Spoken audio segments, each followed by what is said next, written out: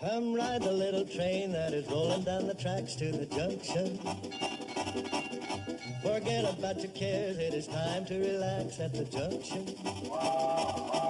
Lots of curves, you bet, and even more when you get to the junction. Petticoat Junction. There's a little hotel called the Shady Rest at the junction. Petticoat Junction. It is run by Kate, come and be her guest at the junction. Petticoat Junction. And that's Uncle Joe, he's a moving kind of slow at the junction. Petticoat Junction.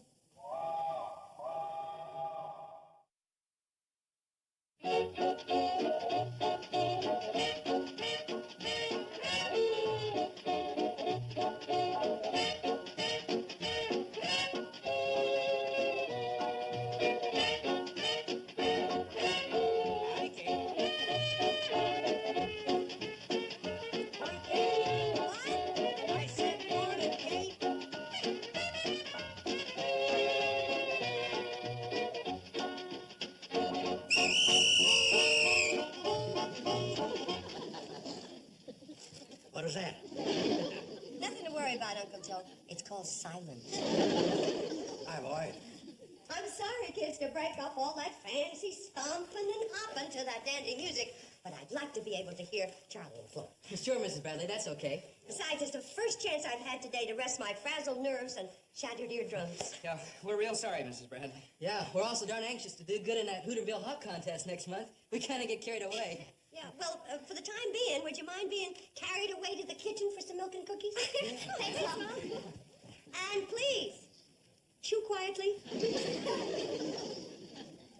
Here, Kate, today's mail. One postcard?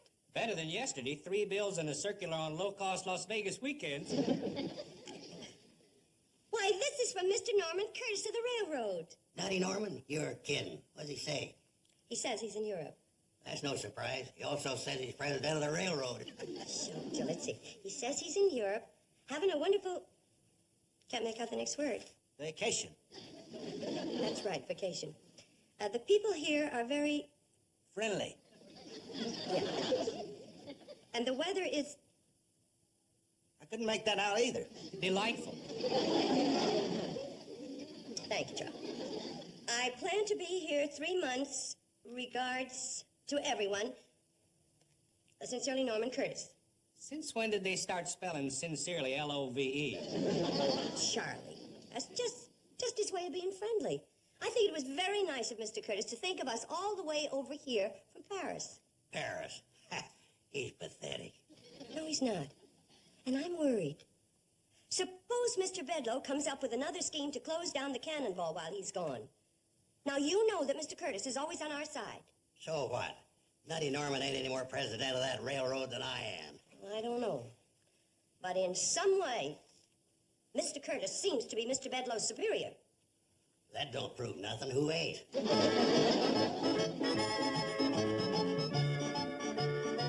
Bedloe, as your superior, I have a right to know why you're requesting a temporary transfer to Hooterville. Mr. Giddings, you know that miserable Hooterville cannonball is the one rotten apple in the whole CNFW barrel.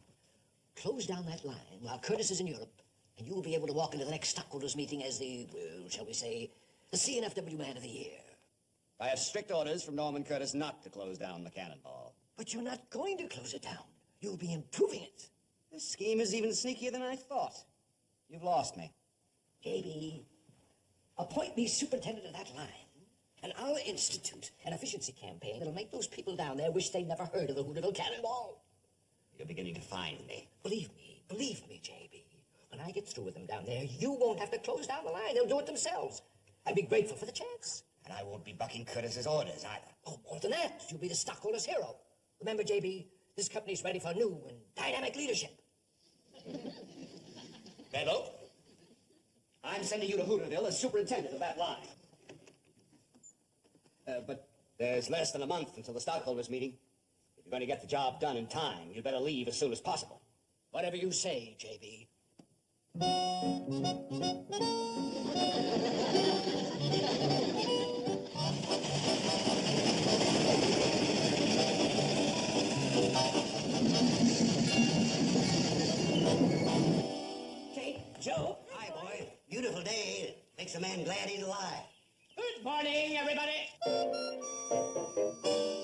I was dead. Homer, Bedloe, what are you doing in Hooterville? It's like asking a fox what he's doing in the hen house. Oh, that's very witty, Mr. Carson. I'm going to enjoy living with you at the Shady Rests. You're staying here? For how long? Only as long as it takes to get the job done. Mrs. Bradley, do you have yearly rates? Mr. Bedloe, what are you talking about?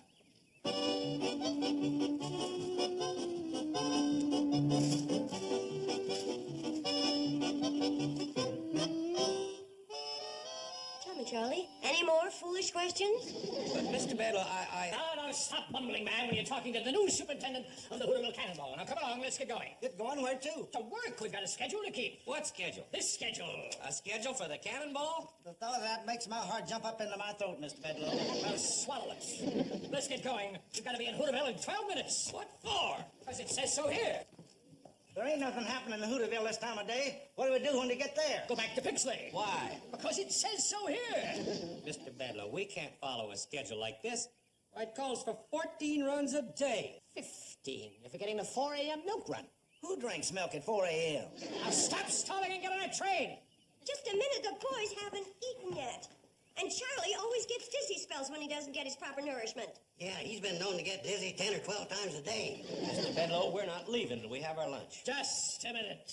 I'd like to read to you Article 7 from the Book of Rules of the CNFW Railroad. Insubordination. Any employee who disobeys an order from a superior is subject to immediate dismissal. I guess you better go, boys. And I'll fix you some sandwiches to take along with you. Article 26. Eating or drinking while on duty constitutes a violation of the CNFW rules governing deportment. This is also covered by Clause 96, road etiquette. We get the point, Mr. Bedloe. Don't worry, boys. I'll keep the food warm for when you stop on your way back. What? Stop. You might as well know now, Mrs. Bradley, that the Cannonball is only making 3 stops a day at the Shady Rest. In the morning, to pick me up. At noon, for lunch. And in the evening, to bring me back again. Is that last stop necessary? It's covered by Article 32, welfare and comfort of the supervisory personnel. That's what it's all about. I might have known it's another one of your low-down, sneaky schemes to shut down the Cannonball. I couldn't have described it better myself, Mrs. Bradley. Beautiful, isn't it? We're pulling out in 1 minute. I ain't going. You have to. That's what he's trying to do, get you to quit. Just like he's trying to shut down the Shady Rest with those 3 stops a day. I knew that guy'd never change. He's got a one-track mind. Yeah, the track from Hooterville to Pixley. He's aiming to make it so tough on us that we're going to shut down the Cannonball ourselves. Then we got to get him out of the Shady Rest. Oh, no. It's better to have him where we can keep an eye on him and know what he's up to. Well, what are you aiming to do about him, Kate? We just got to outlast him. This is a war of nerves. Well, that's the only trouble. He's got more nerve than we got. True.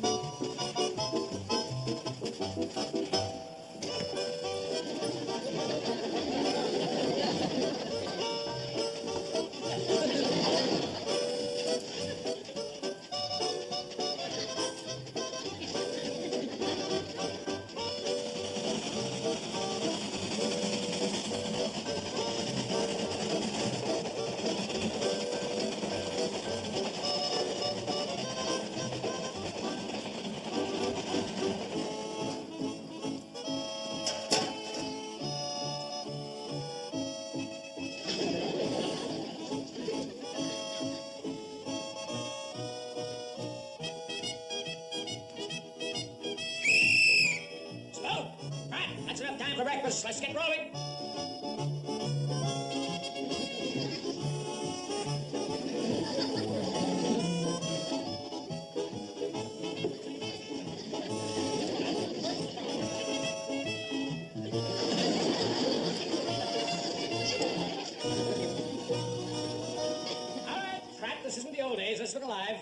sorry, Kate. That's all I got time for now.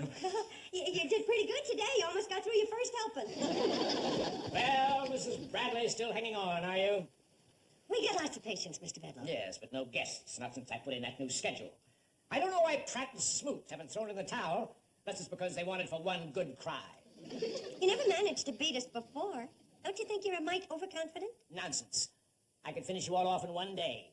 My only reason for stretching it out is my analyst told me I don't get enough pleasure out of life.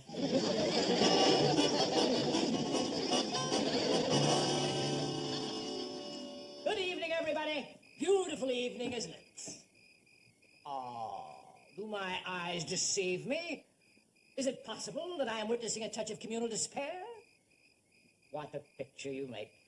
If only I was an artist and could immortalize this moment in oils, I assure you the painting would occupy a prominent place on my office wall and forever in my heart. Mr. Bedlow, if you've got a heart, I'd like to see it. Yeah, me too. Right out in the open. What'd you do with Floyd and Charlie? They're fast asleep at their post in the locomotive cab. That way they thought they'd get a good night's sleep. Those two poor boys sure have a good rest coming to them. Not a chance. In 2.5 hours' time, we're taking a practice emergency run. Oh, what a lovely night for a train ride. You won't think it's such a lovely night when all you get for supper is a cucumber sandwich. I had a hunch something like that would happen. The Pixley Diner barbecues a fine chicken. One of you girls bring a plate up to my room. And oh, by the way, Mrs. Bradley, since you won't be cooking dinner for me tonight, I'll naturally expect you to deduct it from my bill. If I was a younger and stronger man, I'd sure show him. Yeah, Uncle Joe, you'd knock his block off, huh? No. I'd walk all the way to Pixley and get me some of that chicken.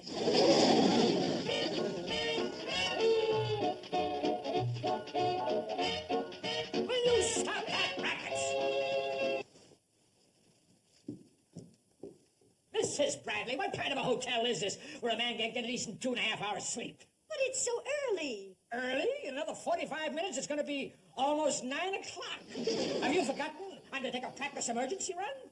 Who could forget an absolute necessity like that? This is too much. You're right, Mr. Bedlow. This is too much. We've had enough of your ridiculous rules and schedules. You've been acting like a child, complaining like a child, and now you're even going to bed like a child. What you need is a good spanking. No, Mrs. Bradley. I'm a guest here. I didn't pay for this kind of treatment. That's okay. The spanking's in the house. You know, Mrs. Bradley, at this moment you remind me very much of my mother. And we didn't get along either. Your mother sounds like a fine, intelligent woman. And at this moment, I just wish I was your mother. Sounds to me like you're not happy with my patronage. We ain't happy with any part of you. Very well. I'll leave the first thing in the morning. I'm sure I can get suitable accommodations in Pixley. Okay, girls, start dancing again, and to heck with you, Bedlow. Very well, Mrs. Bradley. Since I won't be living here, there won't be need for the cannonball to stop at the Shady West anymore. I think you spoke a little too harshly, Kate. Don't worry about him, Uncle Joe. I wouldn't want him for a guest if he was the last one we ever had. And I think he is. We might as well face up to it. This time Bedlow's got us licked. The Shady Rest ain't gonna have no more guests and Floyd and me's through. Charlie's right, Kate. Me and him's tired on 2 hounds chasing a fast rabbit. I'll tell you what Floyd and me done. We told him in so many words that if the cannonball ain't stopping at the Shady Rest no more, we're through running it. Oh, you shouldn't have done that, Charlie. That's exactly what he wants. If you and Floyd quit, he can shut down the cannonball. Well, he's gonna do it anyhow, sooner or later. Where'd Bedlow go? Into the city, CNFW stockholders meeting he had to attend. You know, somebody ought to tell them stockholders how their money's being wasted. Paying a man $30,000 a year to be superintendent of a one-track line. I mean, the railroad's paying Bedlow $30,000 a year? He was bragging about it a couple of days ago. That's the biggest train robbery since Jesse James. That's our answer. Oh, wait a minute, Kate. We may be desperate, but robbing the cannonball ain't gonna help. That's not what I mean. I mean that somebody should tell the stockholders how their money is being wasted. Why, they'd never stand still for a $30,000 a year man running this line. You're right, Kate. They'll put Bedlow where he belongs, back on his regular job, and we can get to living normal again. Yeah, but who's gonna tell the stockholders? Us. We'll go to the meeting. They'll never let us in. Oh, yes, they will if we're stockholders. Kate, you don't expect us to buy CNFW stock. All we need's one share. My golly, Kate, I believe you've blundered onto something. Well, thank you, Uncle Joe. Now, are we all for it? Aye. Aye. It's unanimous. Now then, I'll get Sam Drucker to buy the share of stock for us, and then with luck, We'll be buying Mr. Bedloe a one-way ticket out of our lives forever.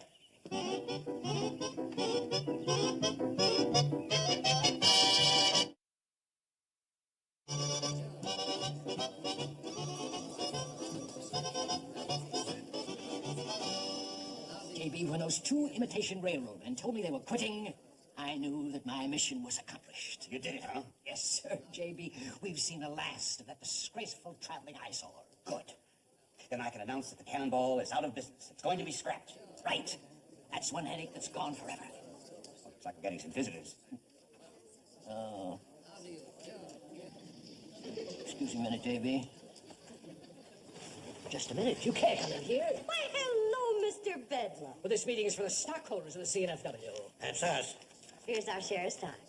Hooterville Investment Fund? And we're the Homer Bedloe Fan Club. Oh, that's very flattering. It's gratifying to know that my modest efforts in your community haven't gone unnoticed. Bedloe must go. Well, there was two more words telling where, but we ran out of girls. But a few people have come here to save the Cannonball. I'm afraid you're a little late. What do you mean? Well, if you'll just sit down and make yourself comfortable, the service is about to begin.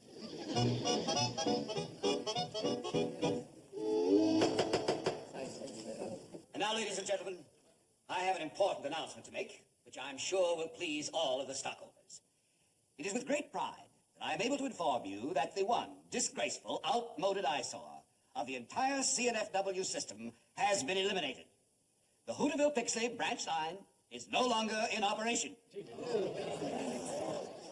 That's a good move, Giddings. It'll save us a lot of money. It will? Yes. One of our visiting stockholders, a lady from out of town, has made us aware of an interesting fact, which our comptroller has confirmed. We stood to lose $30,000 on that branch line this year, the very amount that we were paying the superintendent. Well, since you're closing down the line, why not get rid of the superintendent and save the $30,000? What? Sure, we don't need a superintendent for a line that no longer exists. Fire him. Fire the superintendent! Mr. Bedloe, it seems that if we don't have the Cannonball, you won't have a job. You're in the same boat with us. And this time the rat's going down with the ship. As one sailor to another, I think we should pull for shore together. Well, I hate to admit it, Mrs. Bradley, but you're right. Gentlemen and ladies, just a moment. You're making a terrible mistake. You can't shut down the Hooterville Cannonball. That's the greatest little train that was ever built. Whoever says that that magnificent example of early American railroading should be scrapped deserves to be scrapped. Call me sentimental and tender-hearted if you must. But to me, that beautiful and distinctive example of Americana is the pride of the CNFW. But as I understand it, the Hooterville Cannonball runs on an outdated, inefficient line that doesn't even keep a schedule. That's not true. Well, since when? Since you sent us the best superintendent in railroad history. Why, you can't shut down that line after what he's done for it.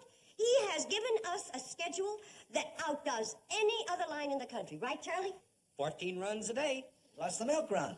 And Mr. Bedloe has shown us the light. At 4 a.m. In the dark. But it's still costing us $30,000. Well, when you want the best, you gotta pay for it. Exactly.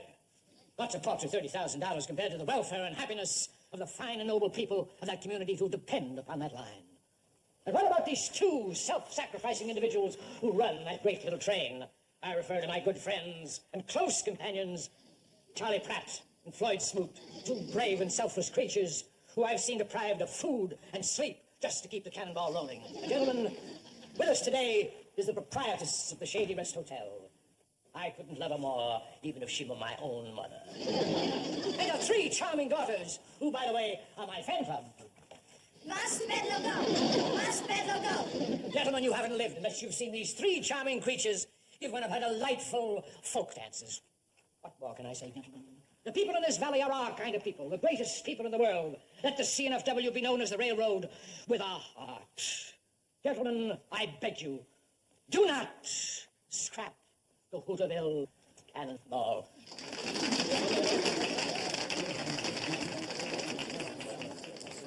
I suggest that the CNFW be known as the railroad with a heart.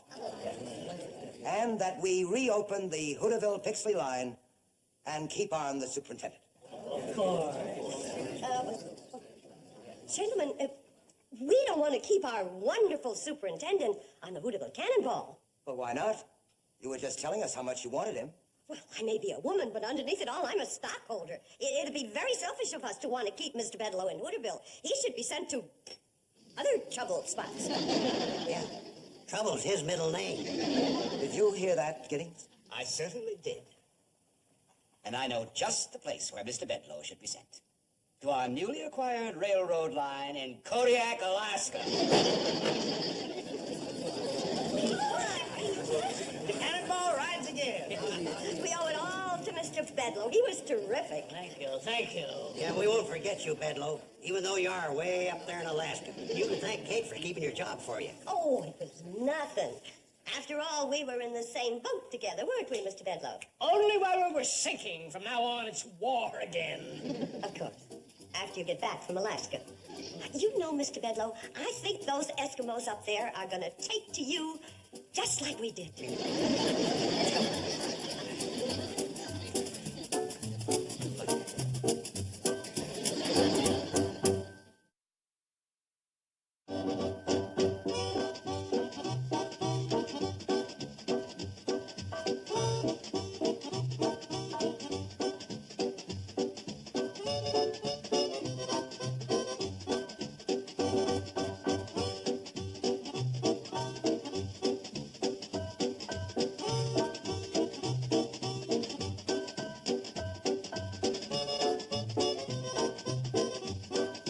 Petticoat Junction.